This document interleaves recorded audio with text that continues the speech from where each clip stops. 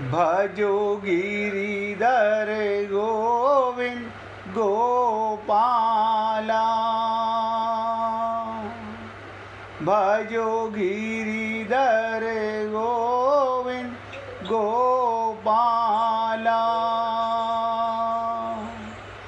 भजो मुरली मनोहर नंद लाला। भजो मुरली मनोहर नंद लाला।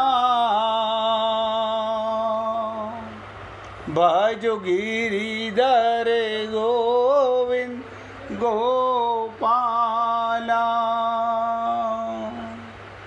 भजो गिरिधर गोविंद गोपाला। भजो मुरली मनोहर नंद लाला। भजो मुरली मनोहर नंद लाला। भजो गिरिधर गोविंद गोपाला। भजो गिरिधर गोविंद गोपाला।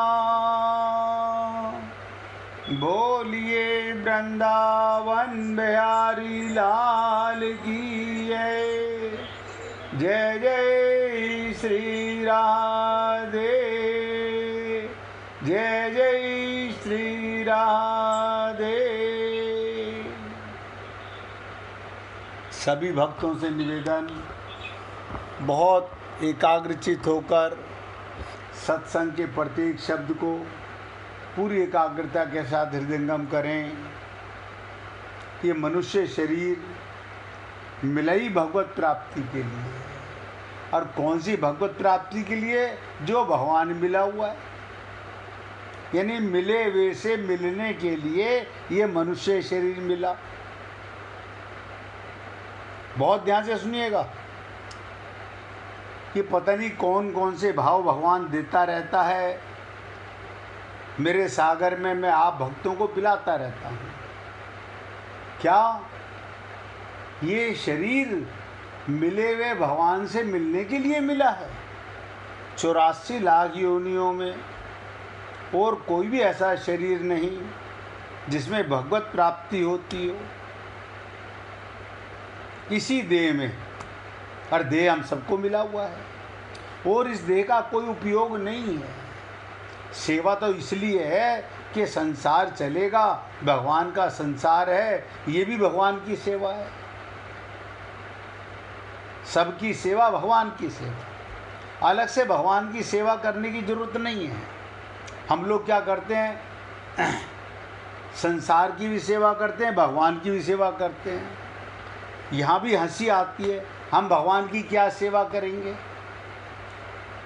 प्राण वो दे रहा है, सुख दाता वो है, आनंद दाता वो है, हमारे हर पल का हिसाब किताब नोट वो करता है।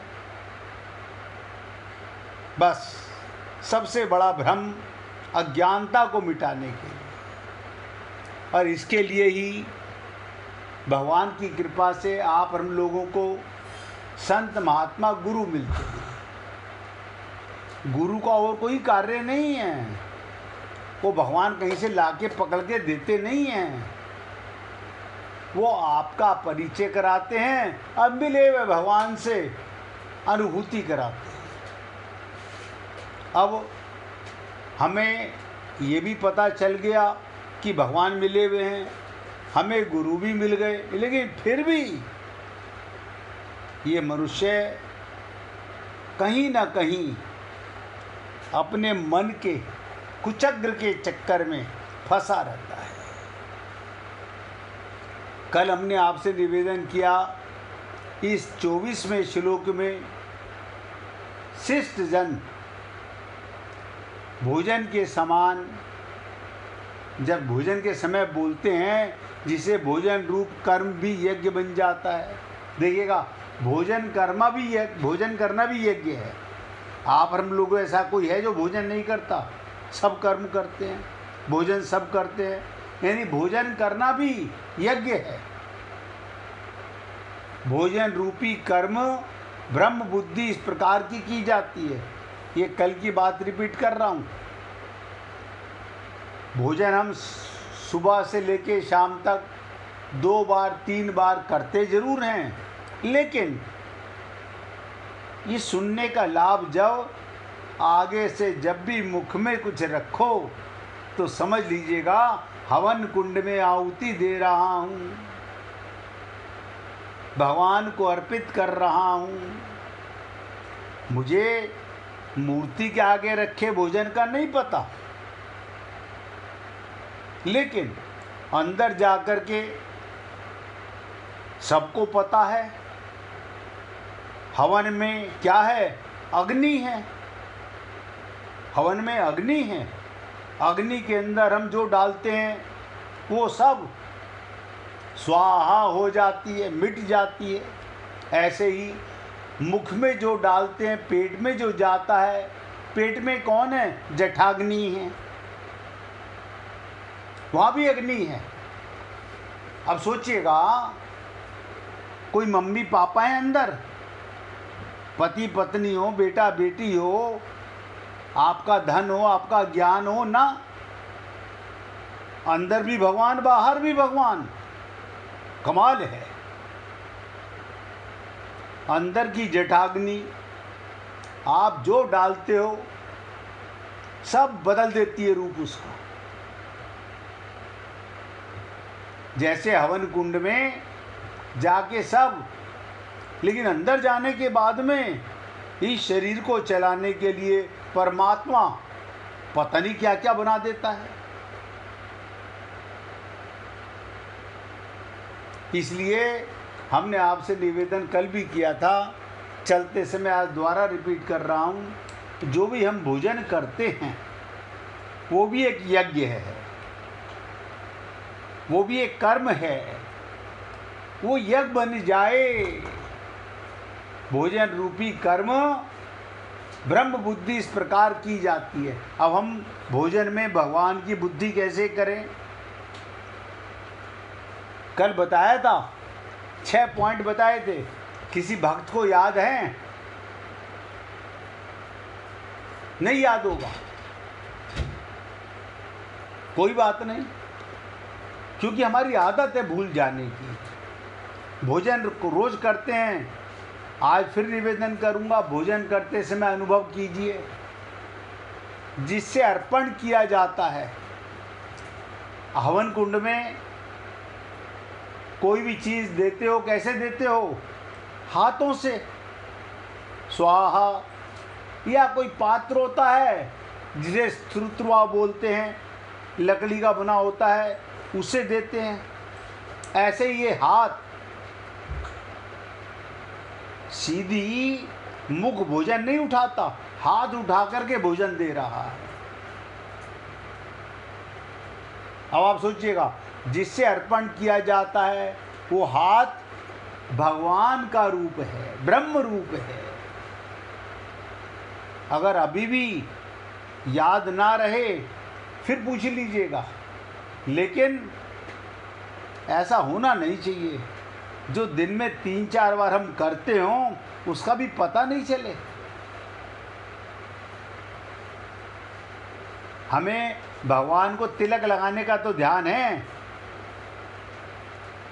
चंदन लगाने का तो ध्यान है, नहलाने का तो ध्यान है, लेकिन ये जो शरीर है ब्रह्म रूप है, इसकी क्रियाओं का ध्यान नहीं है। तो कहते हैं सर्वतः पाणिपादम ततः, गीता में आगे आएगा। तो पहली चीज जो हाथ है, जो मुख में भोजन दे रहा है, वो भी ब्रह्म का रूप है, परमात्मा का रूप है। क्यों? वही हाथ जो उठ रहा है, मुख तक जा रहा है, ये प्रमाण है, इसमें भगवान है। अन्यथा मुर्दे का हाथ भी उठता, मुर्दे को रस्सी से बांधते, वो चिल्लाता, क्या कर रहे हो? इसका मतलब ये चेतन ब्रह्म रूप परमात्मा, ये ब्रह्म रूप है। भोजन के पदार्थ, जो भी भोजन करते हो, वो पदार्थ भी ब्रह्म रूप है। अन्नम ब्रह्मेति, यानी जो भी कुछ मुख में डाल रहे हो वो भगवान ही बने हुए हैं, भगवान को मुख में डाल रहे हैं। बड़ा कठिन है समझ पाना। अंदर भी भगवान, बाहर भी भगवान, सारे फल फ्रूट सब बने हुए, अन्न सब भगवान। तो पहले में कहा गया सर्वत पाणिपादम ततः, और यहाँ कहा गया अहमेवा जयम, गीता के 9वें अध्याय के 16वें श्लोक में आएगा। भोजन के पदार्थ कौन है? ब्रह्म रूप हैं। लेकिन हम बहुत से लोग मूर्ख लात मार देते हैं, लात मार देते हैं, नाक से कोड़ लेते हैं। आप सोचिएगा, भगवान से नाक से कोड़ रहे हो, भगवान से नाक से कोड़ रहे हो। तीसरी चीज, भोजन करने वाला ब्रह्म रूप है, जिसे भगवान ने कहा ममे वांछो जीव लोके, ये जीव अंदर बैठा हुआ है, वो भी भगवान का अंश है, वो भी परमात्मा है। चौथी चीज, जो अंदर अग्नि है। अच्छा एक बात सोचिएगा, कई बार मैं सोचता हूँ, आदत है मेरे को सोचने की, मैं तो आपसे भी निवेदन करता हूँ, विचार किया कीजिए कि जब हम मुख में डालते हैं तो लाइटर से, बाहर के पाइप से गैस जाती है क्या अंदर जलाने के लिए? ना, अंदर जठाग्नि, आत्मा निकली, परमात्मा निकला, अग्नि भी निकल गई, तो परमात्मा ही जठाग्नि है, वो भी ब्रह्म रूप है। अंदर मुख में खाना डालते ही गैस का चूल्हा चालू हो गया, और अंदर भोजन करने वाला भी ब्रह्म रूप है। जीव जो बैठा हुआ है ब्रह्म का रूप है, जठाग्नि भी ब्रह्म रूप है, अग्नि भी ब्रह्म रूप है। भोजन करना रूप क्रिया, अर्थात जठाग्नि में आहुति देना क्रिया भी ब्रह्म है। मैं भोजन करता हूँ, ये क्या है? जैसे हवन कुंड के अंदर सारी सामग्री स्वाहा हो जाती है, ऐसे ही आपके पेट के अंदर जठाग्नि में अन्न की आहुति, फलों की आहुति, मेवा की आहुति, घी की आहुति, दूध की आहुति, ये क्रिया भी ब्रह्म है मुहतम, भगवान कहते हैं। इस प्रकार भोजन करने वाले मनुष्यों के द्वारा प्राप्त करने योग्य फल भी ब्रह्म ही है। हम अनुभव नहीं कर पा रहे। अब आप बताइए, बाहर से भगवान आ नहीं सकता, आपको मिला हुआ भगवान है, अब ये अज्ञानता मिट नहीं रही। हमें गुरु के मिलने का क्या लाभ हुआ कि हमारा अज्ञान मिट गया, हमारा भ्रम मिट गया, हमारा धोखा समाप्त हो गया, हमारा भटकाव मिट गया। हमें पता चल गया, जो भगवान कहते हैं, मोह को तू क्या ढूंढे रे बंदे, मैं तो तेरे पास। गुरु ने शब्दों से, वेदों से, शास्त्रों से, पुराणों से, गीता से, भागवत से, रामायण से पक्का अटेस्टेड कर दिया, ये सत्य है।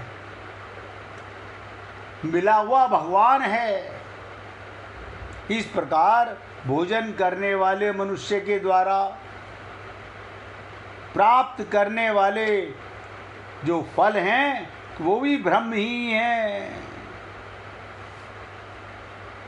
हे पुण्य आत्माओं, अगर अभी भी आपके मन में कहीं ये शंका है, पता नहीं रोज़ सत्संग सुनते हैं, भगवान मिलेंगे कि नहीं मिलेंगे, इसका मतलब बुरा मत मानिएगा। बहुत सटीक बात बताने जा रहा हूँ। आप मन बुद्धि लगा के सुनते हो, शरणागत होके नहीं सुनते, बस इस पे लेकिन परंतु नहीं। ये तो वो हाल हो गया, हम डॉक्टर के पास जाते हैं, पहले से शंका करते हैं, पता नहीं किसी ने कहा था बहुत अच्छे डॉक्टर हैं, 2000 रुपये फीस भी ले रहा है, ठीक होंगे कि नहीं होंगे। ये तो वो हाल हो गया, हम खाना खा रहे हैं, पेट भरेगा कि नहीं भरेगा, सांस चल रहे हैं, हम जिंदा हैं कि मर गए हैं, बताओ कैसे विचित्र चीज़ है। इसी को कहते हैं आदत ही बना ली है तुमने तो मुनीर अपनी, जिस शहर में भी रहना उगताए हुए रहना। मिले हुए परमात्मा का परिचय हमें संत महात्मा ने करा दिया, हमारे को दिव्य चक्षु दे दिए, ब्रह्म ज्ञान हो गया, उसके बाद भी शंका मन में लगी रहती है, दृढ़ता नहीं है। ये तो वो शंका है कि मैं हूं भी या नहीं भी हूं। अपने ऊपर भी डाउट कीजिए। आप अपने ऊपर डाउट करते हो कि मैं हूं क्या नहीं हूं। यानी आप हो, परमात्मा नहीं है, जबकि आप परमात्मा की गोदी में बैठे हुए हो। ये चर्चा कल मैंने आपसे की, और ये इसलिए की कि भगवान ने कहा ऐसा कोई संसार में नहीं जो भोजन ना करता हो। ये भी यज्ञ हो रहा है। अब इसी श्लोक की मार्मिक बात हमने कहा था कल करके, आज कल ये कहा था, फिर 25वां श्लोक बहुत छोटा सा श्लोक है। प्रकृति के कार्य, प्रकृति के सारे कार्य संसार का स्वरूप है, माया का स्वरूप है। क्रिया और पदार्थ वास्तविक दृष्टि से देखा जाए, प्रकृति या संसार क्रिया रूप ही है। कारण कि पदार्थ एक क्षण भी स्थिर नहीं रहता। पदार्थ, ये शरीर भी पदार्थ है, ये एक क्षण भी स्थिर नहीं रहता, उसमें निरंतर परिवर्तन हो रहा है, परिवर्तन हो रहा है। हमने कभी देखा नहीं कि हमारे बाल हमने उगते हुए देखे हो काले से सफ़ेद हो रहे हैं। सोचो, कोई हो तो बताओ जिसने अपने बालों को काले से सफ़ेद निकलता हुआ देखा हो। रोज शरीर मर रहा है, अनुभव में नहीं आ रहा। अतः वास्तव में पदार्थ परिवर्तन रूप क्रिया पुंज है। ये क्रिया जैसे नदी चलती नजर आती है, हाँ आती है, आती है, ऐसे ही आप, ये शरीर भी मृत्यु की ओर जा रहा है, मिट रहा है, प्रत्येक क्षण मिट रहा है। अब आप सोचो कितने वर्ष ये व्यक्ति जिया, हाँ ठीक, उसमें कितने वर्षों में कितने महीने थे, गुणा कर लो। उन महीनों के अंदर कितने घंटे थे, कितने घंटे जिया, कितने मिनट जिया, कितने सेकंड जिया। प्रत्येक सेकंड, क्या पहले सेकंड में पैदा होते ही बूढ़ा हो गया था, जवान हो गया था, बच्चा बन गया था? ना, हर क्षण हो रहा है, लेकिन अनुभूति नहीं हो रही। और आप वही हैं। हमें अपने बचपन की बातें याद हैं, बचपन की बातें याद हैं।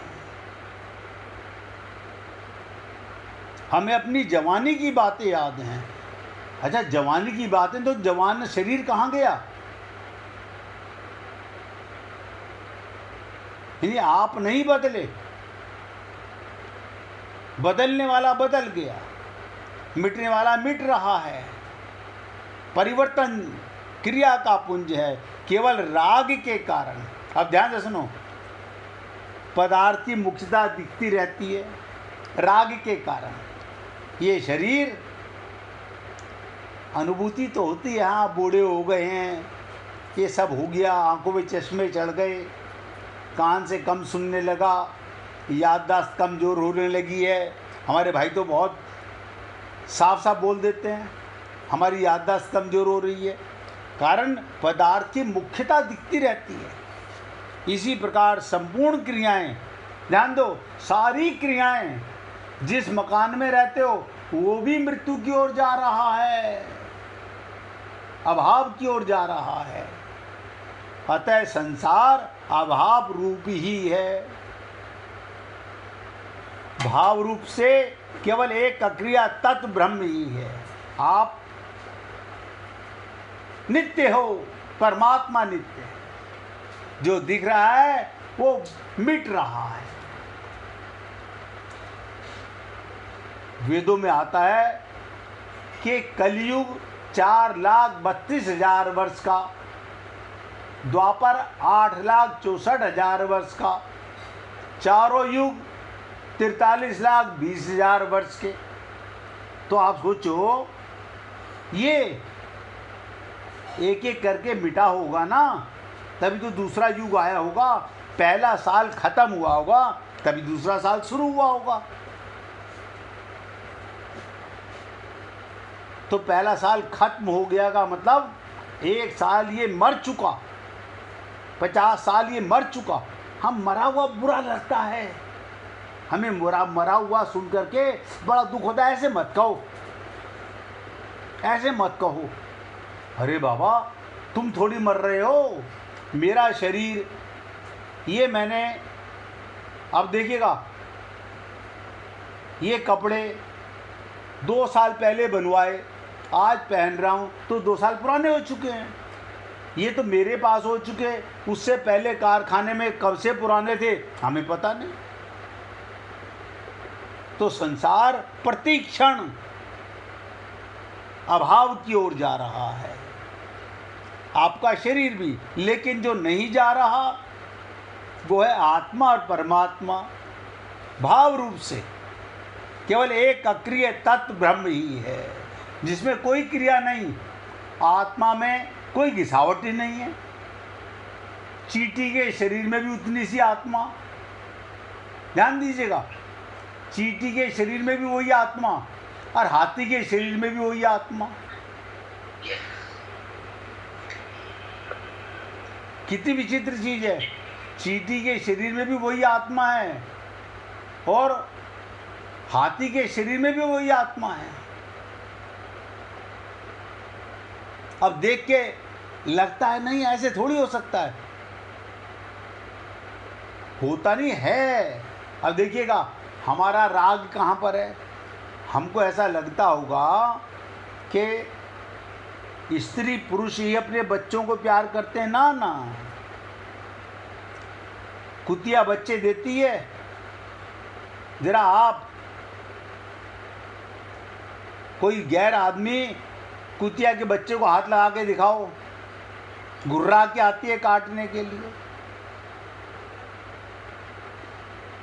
आप सोचो, अज्ञानता का राग। ऐसे ही गाय, देखिएगा, गाय बछड़े को दूध पिलाती है, अपनी दोनों टांगे पीछे की अपने बेटे के लिए, बेटी के लिए खोल देती है, ताकि पीछे की टांगे ये खुल के आराम से दूध पी ले। और वहीं पर कोई दूसरी गाय का बछड़ा, गाय लात मारती है। अपनी के लिए ये रागी तो है, लेकिन वो पशु नहीं समझ सकते। जो समझ सकते हैं वो समझना नहीं चाहते। जो समझ सकते हैं वो समझना नहीं चाहते। ऐसी कोई माँ है संसार में, कोई भी माँ, आप सोचिएगा, जब जंगल में गाय हो, भैंस हो, कोई भी बच्चे को जन्म देती है, खुद अपनी जीभ से उसे चाट चाट के साफ करती है। यहाँ तो नर्स नहला के ले आती है, राजा बबुआ बना करके। अगर आपके सामने वो ओरिजिनल रूप ला दिया जाए और आपसे कहा जाए तो आप अपने बच्चे को कोई जीभ से चाटेगा नहीं, लेकिन राग से तो सब चाट रहे हैं, अज्ञान से सब चाट रहे हैं, ममता में सब फंसे हुए हैं। तो जानवरों में और हम में क्या अंतर है?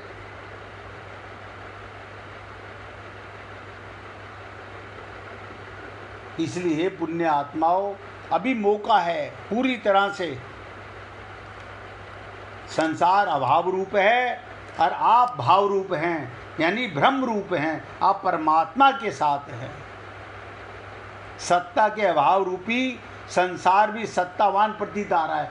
आपने अपना मकान माना तो ये भी भाव रूप से, भावना से मेरा नजर आ रहा है। ये शरीर मरता हुआ भी मेरा नजर आ रहा है, अभाव में जा रहा है, लेकिन मुझे अपना नजर आ रहा है। संसार अभाव रूपता से इस प्रकार से समझ सकते हैं। कैसे समझ सकते हैं? अब बहुत ध्यान से सुनिएगा। संसार में 3 अवस्थाएं दिखती हैं। संसार में आप मिटता हुआ अनुभव करो। संसार की 3 अवस्थाएं: उत्पत्ति, पैदा हुआ, स्थिति और प्रलय, मिट गया। एक दिन आया था, इतने दिन रहा और एक दिन मिट गया। तो 3 अवस्थाएं संसार में हर चीज की है। जो प्रकृति की चीज है, आया है सो जाएगा, राजा रंक फकीर। वस्तु उत्पन्न होती है, फिर रहती है और अंत में नष्ट हो जाती है। और आत्मा कमाल की चीज है। मैं तो ताज्जुब करता हूँ कि अगर भगवान की वाणी समझाने वाले संत महात्मा ना होते, हम पोथी पढ़ पढ़ के भी मूर्ख के मूर्ख ही रहते, मूर्ख के मूर्ख रहते, दुखी रहते, टेंशन में रहते, परेशान रहते। तो वस्तु उत्पन्न होती है, फिर रहती है और मिट जाती है। अथवा मनुष्य जन्म लेता है, अब अपने ऊपर ले लीजिए, फिर इतने वर्ष रहा, अंत में मर जाता है। इससे आगे विचार करें, केवल उत्पत्ति और प्रलय का ही क्रम है। संसार क्या है? उत्पत्ति, प्रलय, स्थिति विस्तृत है ही नहीं। अच्छा, कोई व्यक्ति 1 सेकंड तो रहा होगा ना, 1 सेकंड भी चलता हुआ नजर आता है। आप गंगा को देखो ना, गंगा तो नजर आ रही है। ऐसी ही प्रकृति प्रति क्षण मिट रही है, प्रति क्षण। सूर्य, हाँ, वहां निकला था, वहां छिपा है। ये सूर्य नहीं चल रहा, आत्मा नहीं चल रही। हमें क्या लगता है? सूर्य का उदय पूरब से होता है, पश्चिम में अस्त हो जाता है। हम यही सोचते हैं, यहाँ उदय हुआ, यहाँ बच्चा पैदा हुआ, वहां सूर्य मर गया। सूर्य अमिट है, जैसे आप अमिट हैं, सदा थे, सदा हैं, सदा रहेंगे।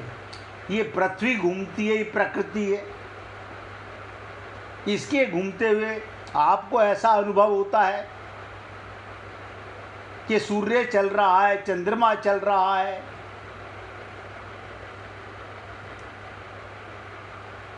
यदि मनुष्य की पूरी आयु 50 वर्ष की है तो 20 वर्ष बीतने पर उसकी आयु 30 वर्ष रह जाती है।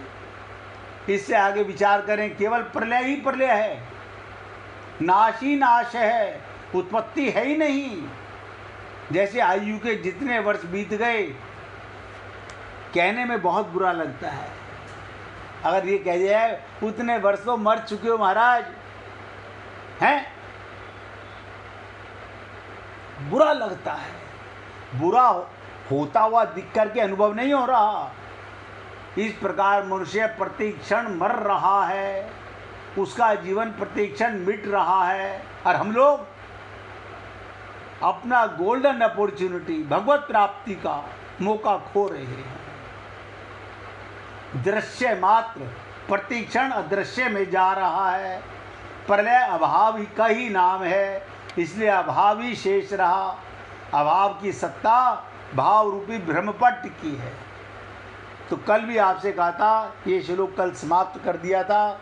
मैंने कहा था कल थोड़ी देर आपसे चर्चा करके आज वही बात फिर एंड कर रहा हूँ। सर खलविदम ब्रह्म, भाव रूप एक भ्रम शेष रहा। परमात्मा था, परमात्मा है, परमात्मा ही रहेगा। बाकी सब प्रलय की ओर जा रहा है। वासुदेव सर्वम, ये श्लोक समाप्त हुआ। 1 मिनट भगवान का कीर्तन कीजिए, लेकिन आज जो सुना उसे अनुभव कीजिए। जब हवन सबने किया होगा, हाँ हवन का याद है, क्या क्या करते हो? अपने पेट में अग्नि है, उसमें मुख में डालते हो, तब भी समझना हवन ही हो रहा है। और ये कौन अंदर? भगवान है, जठाग्नि भगवान है। अनुभव तो कीजिए। धीरे धीरे रे मना, धीरे धीरे सब कुछ हो, अज्ञान धीरे धीरे मिट जाएगा। 1 मिनट महामंत्र का जाप करेंगे। हरे कृष्ण